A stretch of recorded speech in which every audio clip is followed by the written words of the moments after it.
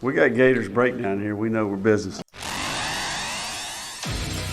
Gators Breakdown, because there's never a dull moment in Gator Nation.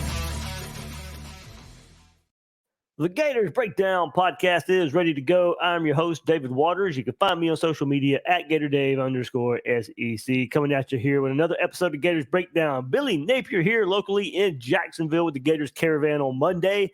So I'm going to share what he had to say to the media in a short media session before he took the crowd. Always enjoy those. It's a little more intimate than the normal press conference there in Gainesville. Of course, when we get in these local media sessions, a little smaller there, but there was a lot of media, as you'll hear in just a second there, for the Gators Caravan here in Jacksonville. And then Napier spoke to the crowd, not really allowed to share what he says to the crowd. That's a rule, Florida sends to us, but the open media session, they're going to share every bit of that, what Napier had to say on where the team is right now, why he's kind of confident going into this season because it is year 3 and what he's built so far. Florida victorious, NIL, in-helmet communications, all that stuff discussed right here on this episode of Gators Breakdown. You hear from Billy Napier on many of those topics. So hit that like button. Really, just go ahead. Before you forget, don't worry about it. I'll give you a few seconds. Boom, there, hit that like button. Smash it, smash it, smash it, smash it. I wish you could do it more than once, but yeah, hit that like button, subscribe to Gators Breakdown right here on YouTube if you're watching right here, or your favorite podcast platform. You get those notifications when there's a new episode of Gators Breakdown. Of course, keep that conversation going. Gators Breakdown Plus, link is in the description. Really good chat with the group this past weekend. You did hear the Kamani McLean chat and our thoughts there, but there was a lot more on recruiting after that. So if you want to hear the rest of that recruiting episode or Kamani McLean recruiting episode, it's up now at Gators Breakdown Plus. Also the conversation. Hey, look, everybody at Gators Breakdown Plus already got to listen to Billy Napier uncut from Jacksonville's early access for things like that, extra episodes. Keep that conversation going on the Discord. All those benefits, Gators Breakdown Plus, link is in the description. And one more time, in the month of May, 25% off Gators Breakdown merch. Thanks to everybody who's already purchased some. I saw that there. But, hey, your support goes a long, long, long way and, helping me do this more there. So some new merch there, some new look merch for this summer, getting you ready. 25% off in the month of May, gatorsbreakdownmerch.com. All right, so let's get to it. Let's get to Billy Napier, what he had to say to the media in Jacksonville, and we'll start with just the confidence side of Billy Napier lately. Thanks for being here. Yeah. It's almost like a game week here. Jacksonville, baby. A lot of people. We got Gators Breakdown here. We know we're business.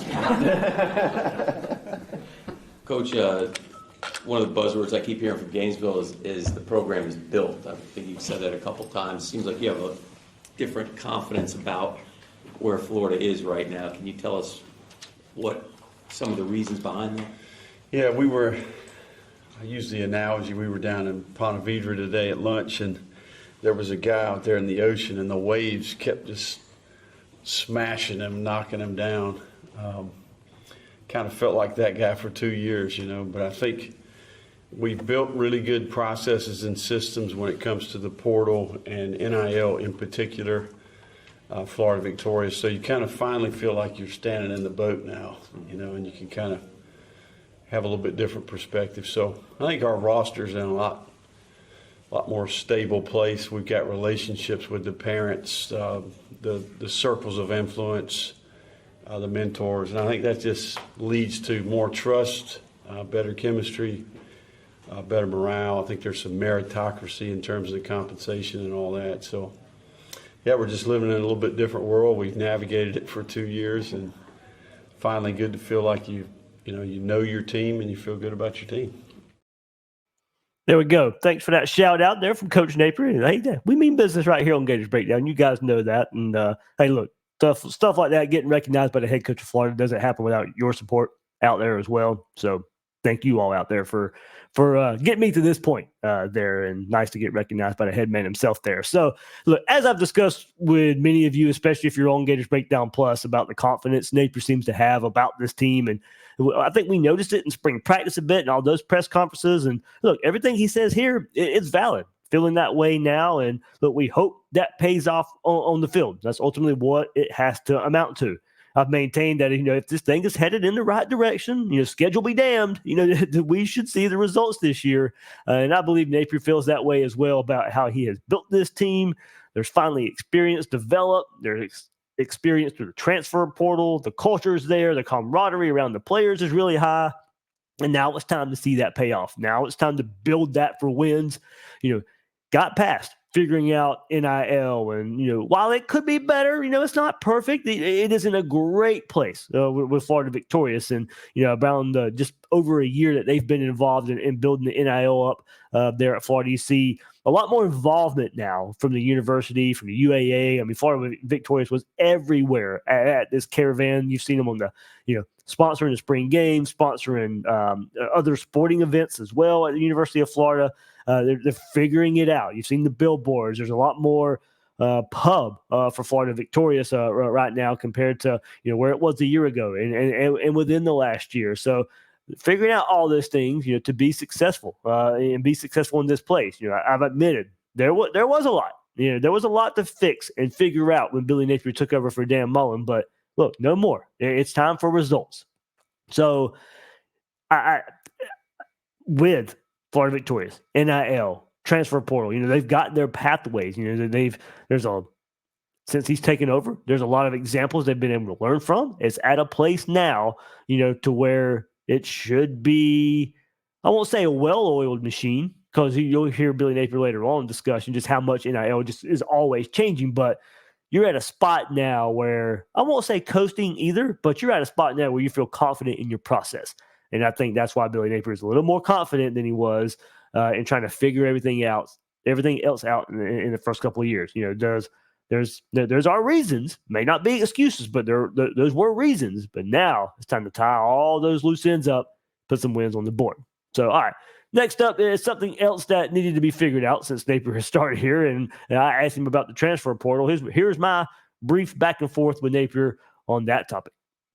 Coach, with that different world, go before transfer portal, after transfer portal, has your approach changed?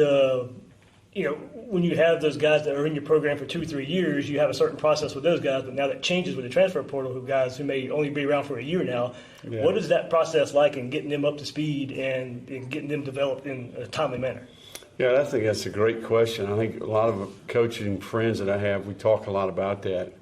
I think the most important thing is that we do our research in the evaluation process. I think this cycle in particular, we did a good job of identifying prospects and then that have experience, that have the traits, that have been productive, and then what is the extra dimension that they bring to the team, from a character leadership standpoint, and how will they connect with the current players? Because I think that chemistry part's important. So what we've done is we get them to campus, we get them around some of our trusted players, and then we ask them what they think. Is this guy going to fit? We know that he could bring some things to the team from a production standpoint, depth standpoint, but then is he going to be disruptive, or is he going to actually bring some positive things to our team? So I think that's number one. The other thing I would say is that we are further along in our time here, so most of the players that become available, sometimes we have relationships with them from the past, and that makes it easier, right? When Pup Howard becomes available, we know immediately that we would want him on our team, right? So we're benefiting from being at the University of Florida for 2 years, and these cycles of recruits, we know them all. We evaluated them all. We had relationships with them all. And we're a little bit of a head start in terms of speeding up that process. So I think going forward, we'll benefit from the work we've done in the past. I think it's a great question. Does your process change with those transfers now that you have guys who have been with the program 2 or 3 years, but now they have to get up to speed? System-wise, you're saying. System-wise. Offense, defense. Yep. Yeah, I think mid-year in particular, I think you got to be strategic about, if you're taking a inside linebacker, a safety, a tight end, an offensive lineman, those that are going to have to be communicators and processors, and there's definitely some learning that needs to take place. Quarterback, I think those players need to be mid-year. And then if you're going to take a player in the spring portal, typically that's going to be skill position, someone you feel like you could get up to speed pretty quickly and they could impact your team. So, or a player that has multiple years that you're maybe not necessarily counting on contributing right away. How are you approaching the spring transfer portal period with the roster, the state it is, scholarship-wise, and so forth? Say it one more time. How are you approaching the spring transfer portal period? Yeah, well, it's good. I think for the first time we can be picky. I think we've probably been 6 or 8 in the hole the last 2 years, so we've been pretty aggressive. We've been having to go uncover players and see if we could find some guys that were capable. And you end up a little bit under 85. Now, I think this year we're playing with a lead a little bit, so I think that's been healthy. We're just deeper and more experienced than we have been. I think we've learned that you don't want to be doing business in the spring portal if you can control it. So I think the player availability and then it's a little bit like NFL free agency in terms of this compensation in the market. I think it's a completely different animal than the winter portal. I love the part Napier had to say about prior relationships, whether that be with the prior relationship, but with the relationships just in general. First of all, the relationships that he wants his current players to have if they bring a transfer in, what would a relationship be like if we brought this person in? But also the prior relationships and, knowing some of these transfers that are coming in, knowing these players already erases some of the legwork needed to figure out and who they are as a person and who they are as a player. I mean, this is a new world of college football. And we've discussed this before. You don't give up on players. You let them visit as many times as they want to. You take their visits. You get to know their family. You get to know them because, as we've seen, they come back around. And Florida's been a benefactor. Florida's been a player in prior relationships paying off to get a guy, to get a transfer, or a recent decommit in a recruiting cycle to consider Florida and eventually commit to Florida. Now, obviously, some due diligence is still needed, kind of like what we were seeing right now with Cormani McClain. But you're not starting from zero, so being able to fit those guys in should be easier. It makes the process a little simpler. The system side, and where we ended that conversation is what really intrigued me. Because just think about it. Before the portal, and especially at a place like Louisiana, Napier was used to having guys come in and develop, sit on the bench for at least a season, but maybe even a season or two, and learn over the years. You're not relying on many young players, and at that time, no heavy number of transfers, having to learn so fast. Fast forward to now, and what you hope doesn't have to happen is dumbing down your system to fit 1 or 2 year players. The timeline has shifted.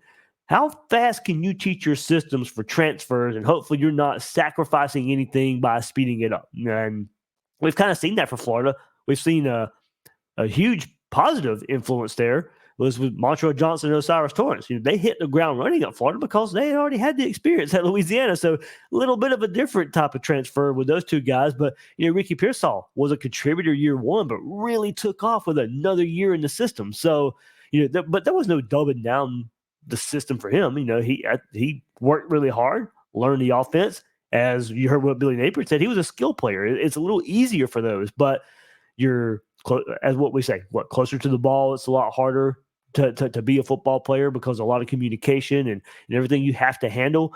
Being closer to the football, like offensive linemen and middle linebackers, like Billy Napier said. Yeah, we know certain positions are easier. Napier certainly has a plan of who to take, when to take them for maximum potential. So I really like that angle. It's a question I've been wanting to ask for quite a bit. Had that opportunity here. I do get one more question toward the end of this, so hang around for that. But let's go through the rest of the press conference here with Billy Napier here in Jacksonville, and let's get back to Coach Napier now on playing Miami in game one. Last fall, you mentioned you guys did like a video cut-up showing all the rivalry games. I don't know who's in charge of the scheduling, but they haven't given you an easy one yet to open a year. What do you know about the Miami rivalry and what that means to both fan bases? Well, I think, first of all, I've got a tremendous amount of respect, much like growing up and keeping track of the University of Florida football. Then you go back to my middle school, high school, my early parts of my coaching career. I mean, I think that's when Miami was thriving, and we certainly have a ton of respect for that. So anytime you're playing an in-state opponent, I think there's going to be a little something extra on the line. I mean, certainly our players know their players. I have a ton of respect for Mario and what he's accomplished as a position coach, head coach. And they're certainly improving, and they've done a good job improving their roster. So it's going to be a great game, man. I mean, can you imagine? I mean, it doesn't get much better than Miami in the Swamp to open the season. So it's going to be very competitive, and we look forward to that challenge. There we go. Looking forward to that challenge. And if you missed it, if you haven't seen yet, that game time, the kickoff has been announced. 3:30 kickoff in the Swamp, week 1 versus Miami. It's going to be a hot one in the Swamp, so be ready for that. But anyway, I like those 3:30 games. Get home at a decent hour, but wouldn't have not minded the night game either, of course, for the first game of the season. But yeah, such a huge game for both programs, both head coaches coming into year 3, all the recruiting battles, all the drama since Billy Napier and Mario Cristobal have taken over these programs. And most of it has been off the field, of course, because they haven't played, but there's been some heated recruiting battles. I mean, we're still, Cormani McClain's still a hot name right now who shunned Florida, committed to Miami, ended up at Colorado. I mean, it's just the storylines there, but there's so many storylines right here between Florida and Miami. Of course, last time meeting in that week 0 game in 2019 to get that season started. Before that, at home in the Swamp in 2008. That's the last time the game had been played in the Swamp. Of course, in between there was a trip to Miami with Jeff Driscoll and Will Muschamp at quarterback. The Gators lose that game down in Miami. But the last time in Gainesville to kick off the 2008 national championship season was Florida-Miami. So, cool. Cam Ward coming in for Miami. And look, it has a history. Most of it dates back to some heated battles in the 80s, but Florida-Miami used to play a lot. It's still heated, even though we don't play each other each and every year. There's some bad blood there. And as I said, it's been ramped up because of some recruiting battles lately, but now back on the field here. And of course, one more time, kicking off in the Swamp, 3:30 kickoff, Florida-Miami. We got plenty of time to preview that game, but Miami hitting the transfer portal really heavy. As I mentioned, Cam Ward there at quarterback. Been really active in this spring portal window. So a lot of new faces for both teams to be on the field, especially more so for Miami. But, Napier mentioned it when he was, I could share some of what he spoke to the crowd. It's not no inside info or anything, but as he said, we'll get into the in-helmet communication later on because that's what I asked Billy Napier about. But just imagine, it's the first game with in-helmet communication, and it's in the Swamp. Miami has to go on the road for their first game in this new era of college football with in-helmet communication. There's going to be some figuring out. There's going to be some issues they have to work through, and they got to work through all those first-time issues with 90,000 screaming Florida Gator fans. We need to make it hard for them, and you'll see covering the ears, covering the ear holes of the helmet. Florida needs to make it. The fan base needs to make a difference there. We've done so early season. Utah a couple years ago, Tennessee last year. They did do it again when Miami comes 3:30, August 31st in the Swamp to get the season started. All right, so let's keep it going right here with Billy Napier and the topics here. Trey Wilson about this caravan as well, and then for Jacksonville's own Pup Howard. I'm curious about Trey Wilson too. Obviously coming off the big spring game the year he had last year. When you were recruiting him, the NFL lineage, the fact that he had a dad, how attractive was that, and what kind of traits do you see in it's one of the things I love about Trey is when you have a conversation with his dad, it's all no nonsense. I think he's raised Trey the right way. Trey's a competitor. He's tough.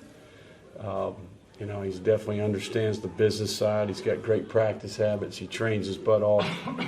and he's into the game. I mean, he's a student of the game. He's worked on his skill. His dad has got knowledge, and I think that's helped Trey transition. I mean, Trey wasn't mid-year, but he was able to impact our team as a true freshman. So, yeah, I think that's definitely beneficial. The pedigree there has helped. What's it like doing these caravan stops, getting a chance to interact with Gators fans?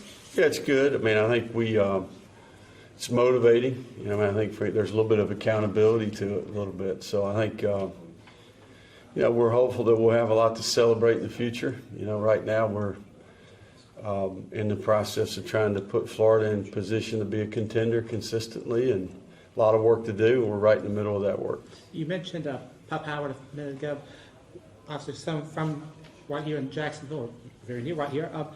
What has been your initial impression of getting the chance to work with him through this spring after his arrival through the portal? Yeah, I've been impressed with Pup. You know, I think height, length, he's 6'4", 240 pounds. I think probably I'm impressed with the maturity. I think he's a very bright player. He's a great communicator, you know, and I think he's aggressive, man. He's an alpha, you know, and I think he came in and went right to work. I mean, heck, I think the last month, he's one of the few players that I see in the building every day, you know, so he's been training in our facility. Love his family, and yeah, I mean, I think it matters to him. The University of Florida is important to him. He had a great spring, and he'll be a factor. He'll be a major factor for the Gators going forward. Now, there we go. With start there with Trey Wilson, and Billy Napier did say we're going to wear him out. So you can expect the ball to be in Trey Wilson's hands. I know many of us wanted the ball in his hands more last year. He would start the game off, and then it would be a lull, and then we finally get to see him in the fourth quarter again. But certainly sounds like part of the game plan overall for this offense. I think it's going to be two things. One we discussed, and pushing the ball down the field, and the other one's going to be getting the ball in Trey Wilson's hands as creative as possible, as much as possible.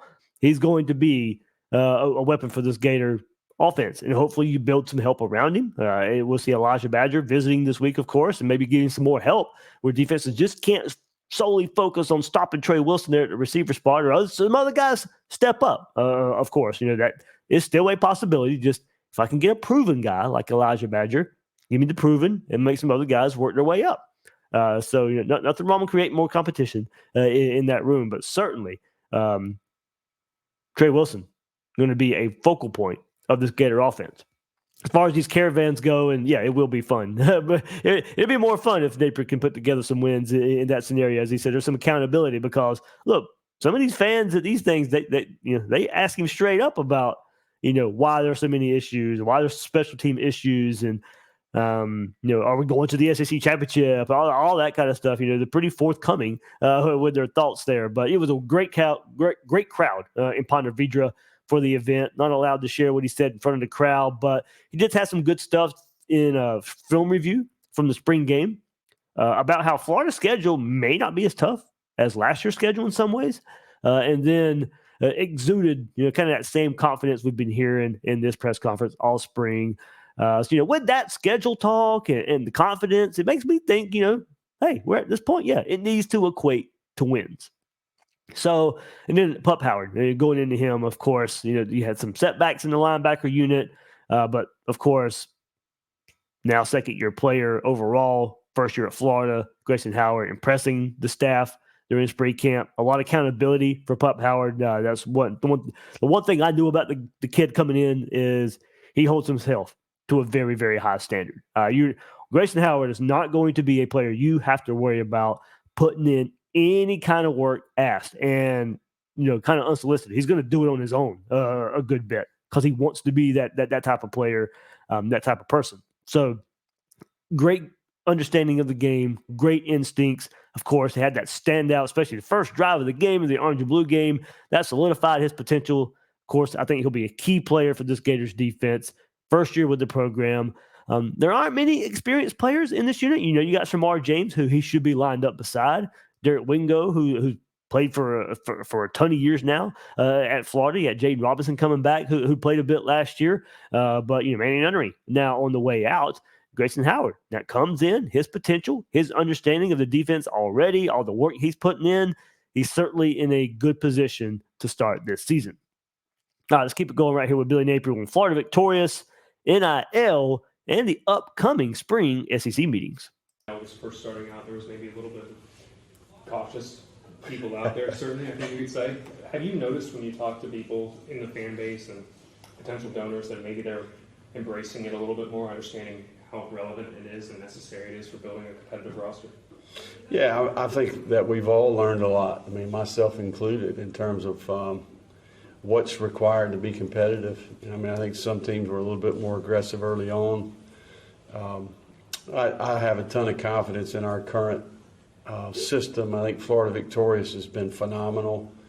They not only handle our NIL, but they handle all 21 sports at Florida. So, it took us 18 months, but I think we built the system. We have the vehicle. It's built. It can operate for all sports, all athletes at UF. We've got great processes there. NCAA approved, state law approved. It's a business. I think they have about 12 employees, and they have a great working relationship with Gator Boosters, the University Foundation, the UAA.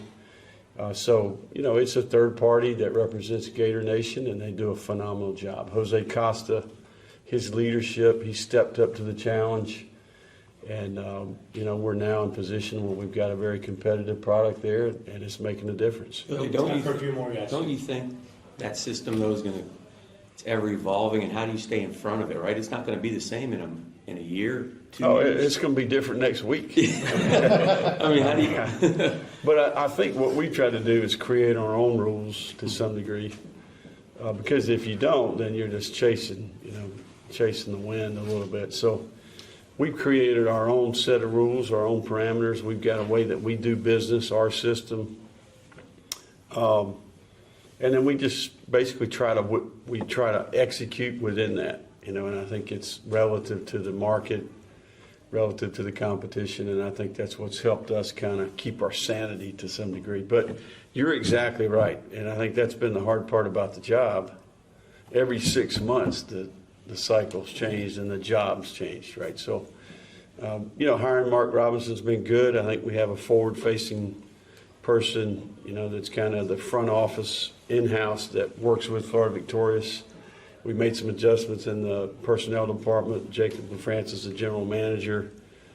We've got good workflow there. Bird Sherrill heading up the portal side. So we're executing there. I feel like all those systems are up and running pretty good. Billy, you're going to be in Destin in 2 weeks.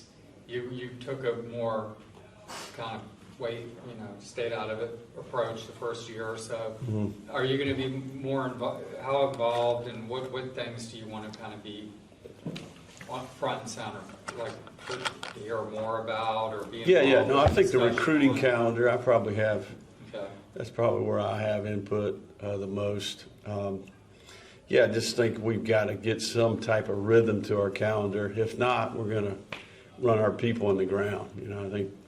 So it's just a nonstop, and I think it's important that we adjust for the quality of life for the assistant coach, but also our personnel staff, our recruiting staff, the ability for the second tier, some of our quality control analysts, interns to be involved a little bit more hands-on from a football standpoint. So we've got the infrastructure to execute. I just think the times of the year where you used to take a deep breath, like this time of year, for example. Now our guys,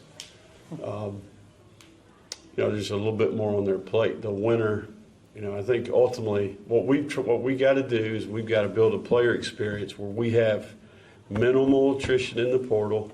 We can be selective in the portal.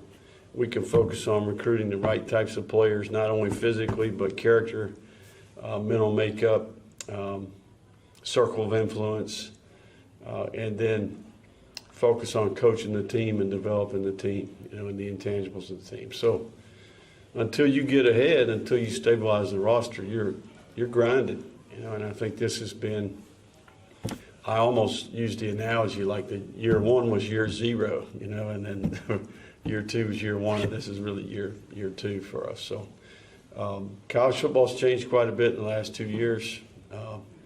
Not to mention trying to get the Gators back on track. So, but I'm going to tell you what, I like our team. You know, I'm excited about these guys, and I think that's what gives me conviction. There we go. I mean, if it is quote unquote year 2 for Billy Napier, shouldn't we see the results no matter how hard the schedule is? I mean, the greats, and look, I'm not trying to put Billy Napier on this elite status or saying it's fair to compare him to the elites or anything like that. But even some of the good the good coaches out there, you usually see it by year 2. So if this is a reset and there was a year 0 and this is year 2 coming up, then we should see it. We should see the benefits of all that, and also the benefits of, as he said, Florida Victorious and NIL now working together. I went into that earlier, but I wanted you to hear him dive into it a little bit more. It is nice to, I think, have a stable foundation for Florida NIL and all it does for the players there, and that's part of the, I think, community and the culture and the camaraderie that Billy Napier is building here. I mean, it's in a good spot now, and all the.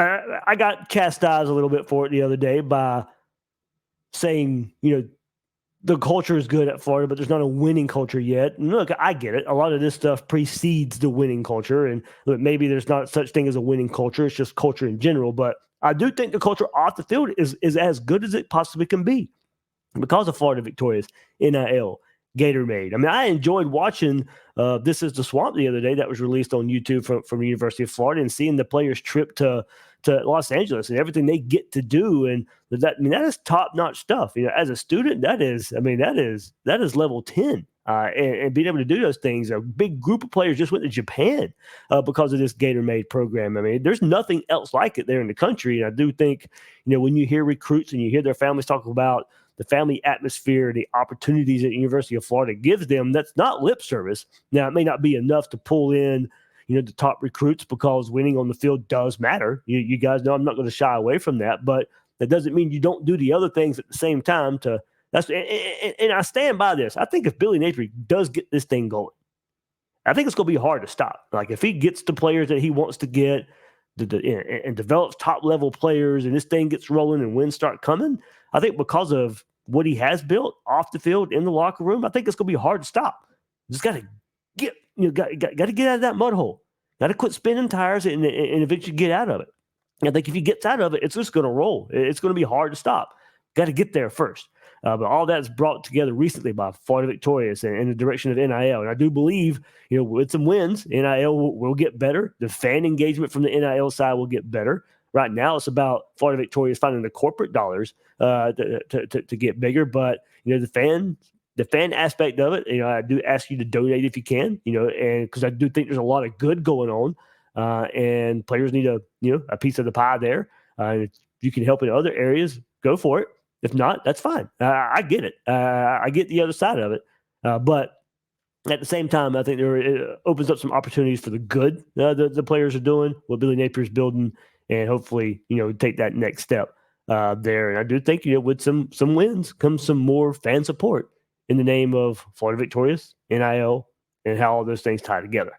All right, so let's finish it right here. 2 new things coming up this year in 2024 season of college football. Analysts now being able to be coaches on the field and the in-helmet communication. Coach, it looks like the NCAA is going to approve all the analysts being able to coach on the field. Talk about how that will help you. Yeah, it's to be determined, but I mean, I think, I do think it's beneficial. I mean, we've got a lot of people in our building that will immediately be able to impact our team. And look, I think the reality is, depending on what campus you visit and what day it is, some of those people are already coaching. I think so. Depends on who runs your compliance and how often they're around. But I think that it'll be healthy. I think it'll allow a little bit better pace to the job. These guys not only coach their position, they evaluate their position, they recruit their position, and then they have to develop great relationships. And those relationships are tested more than they used to be tested because of the transfer portal, right? So there's more on the plate. And with more attrition, there's more evaluation and more recruitment, right? So, I think the workload of the assistant coach has been probably 3, 4, 5 times as much work as the past. And I think having quality second-tier people at each position, distributing that workload from an evaluation, recruitment, relationship, teaching, development, that's going to benefit the quality of life of the staff members. Coach, something new is the in-helmet communication. How did that go in the spring, and what were the differences between somebody who's experienced like Graham Mertz, but somebody so unexperienced like DJ Lagway? Yeah, that's a great question. And let me tell you, I mean, we lived it every day. Because, you got a guy who's fluent, he's a native, he knows the language, he's comfortable, he can process. I mean, Graham Mertz is one of the brightest players I've ever been around. So he can process about anything, and I think he started, 43 games. So talking to him is a little bit different. I do think that DJ Lagway probably executed at a higher rate and was able to perform and be more productive because we were able to talk to him all the way up until 15 seconds left. There was no doubt his development benefited in a major way. So I do think that it's exciting because you're scripting for the first offense, you're scripting for the second offense, and then you have the ability to kind of be a mediator from a communication standpoint for each player. But yeah, I think it's really we've done a ton of homework with NFL play callers and coordinators and people that have been in the league in the past, and in terms of what that looks like. We're learning that some quarterbacks want a lot of information and some don't want any, right? They can handle it. So I think Graham and DJ are probably a combination of both. There we go. Good stuff. And look, it makes sense, right? It has to speed up a freshman, especially one as talented as DJ Lagway, who has a lot of arm strength anyway. Like the physical development of DJ Lagway, it's probably pretty close. Now, of course, he can fix mechanics and all that stuff, and he will over time at Florida. But for him, it's at this stage of his career, it's going to be way, the gap is huge of the mental side of the game of football. And in-helmet communication is going to help him so much of, hey, here's what to look out for. Here are your keys. What's the Mike linebacker doing? This is what you look for in this play. And Billy Napier did a really good job of explaining it. Now, this is something, just common knowledge, I think, of how he spoke with the crowd. I'll keep the details at a minimum, but things to look for and what to do post-play. All that is kind of condensed into when the play clock starts at 40 and it shuts off at 15, you got 25 seconds to get the play in, and they have these codes that they give these players of, what to do post-play. And, whether that be kind of running out of bounds, getting field goal range, all those little type of things that they now go through the headset with. And they put it in the headset. So there's code words that they can have to say everything that they have to do. There's code words that they know how to do to shorten it, to get it into that 25-second window. But, you can have a 25-second conversation before a play now to help the players out. It cuts off at 15, so the last 15 seconds, you're on your own as a quarterback. But it makes sense that for freshmen, it would really help the development come along faster, and with the help of the coaching staff. So something new. They all got to figure it out, of course. But I thought it was pretty interesting dynamic for Florida when you have a quarterback who's so experienced like Graham Mertz, and then one that's so inexperienced like DJ Lagway, and the dynamics of this new in-helmet communication. I thought pretty fascinating stuff there of them figuring it out. And Graham Mertz, probably going to elevate his game a bit more. He's at a certain level. Maybe it takes another step now, given all his knowledge of college football in general. Now his knowledge of this offense, playing in it for a year, knows it like the back of his hand. And now you just kind of refresh. You go over stuff on those headsets with a quarterback like DJ Lagway or Graham Mertz in his spot, but a quarterback like DJ Lagway, you're giving him things to certainly look out for and learn in that headset, in that time frame of communication. So teaching moments for both, and I bet a bit different for Graham Mertz and DJ Lagway. But I thought that was pretty interesting dynamic there for the Florida quarterback room, and this new variable that you throw in with the in-helmet communication. So good stuff there for Billy Napier. Really enjoyed being able to have that conversation with him, see him interact with the fan base, give even more insight on some things when he's talking to the crowd. There's one more stop in Tampa next week, so check that out for the Gator Caravan.